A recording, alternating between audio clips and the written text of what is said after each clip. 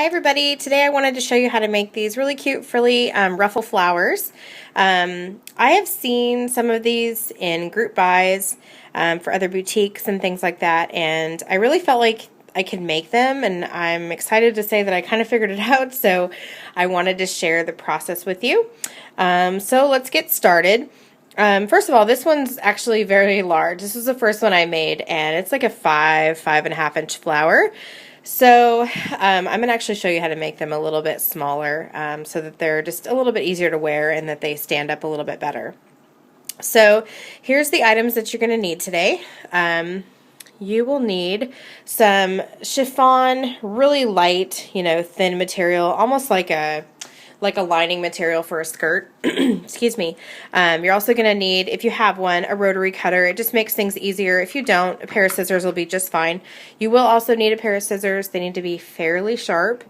And a needle with some thread with a knot tied at the end.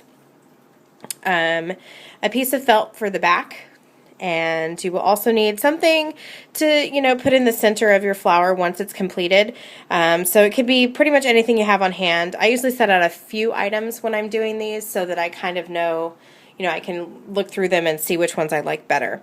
So to get started, what I have for fabric here is I actually have a yard of this fabric, and so that worked out really nicely. What I did is I cut it into 2-inch strips, so it's basically a 2-inch strip by 36 inches, and I have that here for you already done. So it's already done, and you can see my cuts are not exact. It really isn't noticeable, so this flower is really forgiving. So what I've done is I took the fabric once I was done cutting it, and I folded it in half, and then folded it in half again,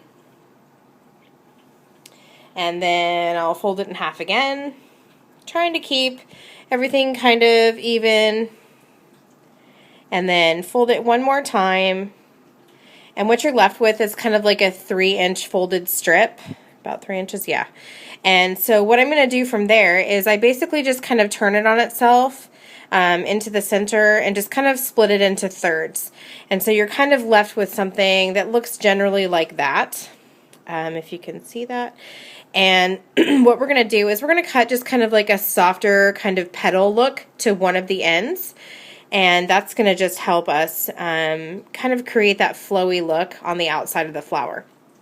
So to do that, you're going to take your scissors and just kind of start maybe like, 3/4 of the way up and just kind of round those corners. Be patient with yourself. It takes some time. Because of that, I've gone ahead and and done that on a previous piece to show you. But what I try to do is I just try to keep no sharp edges, no corners, just kind of keep everything really round on that corner. And so you can kind of see that here. I've got my rounded edges, and this is how I cut it. And you can see my cuts are not exact, but like I said, this flower is really forgiving, so you will be okay. So what we're going to do is you can kind of unfold it, and you're going to be able to see that you've got these kind of cute little scalloped edges. They're not even, but like I said, doesn't matter. And you're going to get to that last fold where you have just your 2 pieces folded together. And what I like to do so that my petals are kind of offset from each other, I'll take the front piece, the piece closest to me, and maybe go up like a 1/2 inch above the back piece. And then I just fold that over, and then just kind of do another fold just to kind of cover that raw edge. And then you can kind of see it kind of creates a little bit of an offset, and you kind of get some dimension to the flower. So then you're going to take your needle and thread, and you're just going to do a running stitch all throughout. And so basically I'll just take it in, start at the end, and I just kind of do maybe like 1/8 inch, 1/4 inch. You don't want them too small because you want those ruffles to really stand out. But you want your, you don't want them too big as well. So you're going to go all the way down, excuse me, the whole piece. Sorry, I've been fighting a cold.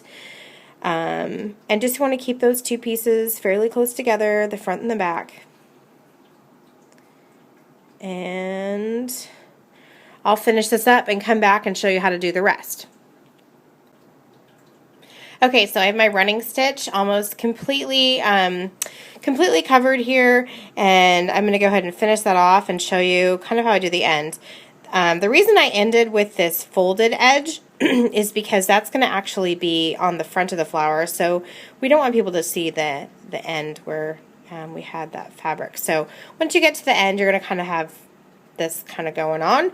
You're going to roll that all the way to the end of your string or your thread, and once you get it down there, you're going to bunch it up. What you want to do is just make sure that none of that is twisted. So you want to make sure you have all of those ends into what's going to be the center of our flower. And once you kind of confirm that you've done that, doing a little twisting and pulling and such, you're going to go ahead and just tighten that pretty much as tight as you can, okay? And then we're going to take our needle and then as close as you can to the other side of your knot from the beginning, you're going to go ahead and just, oops, trying to do this left-handed, it's not really going very well. Go ahead and just kind of feed that through, and you're going to just take up a couple stitches and you'll see how that kind of rolls around. So we're going to take up a couple stitches.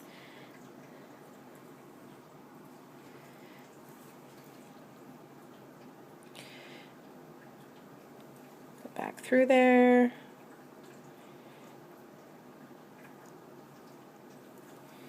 Pull it tight again. And you're going to basically have kind of the shape of your flower at this point, so you can kind of see it. And what I'm going to do, I'm actually running out of card for memory, so I'm going to go ahead and tie this off, and then I'll show you how I finish them up in the next video.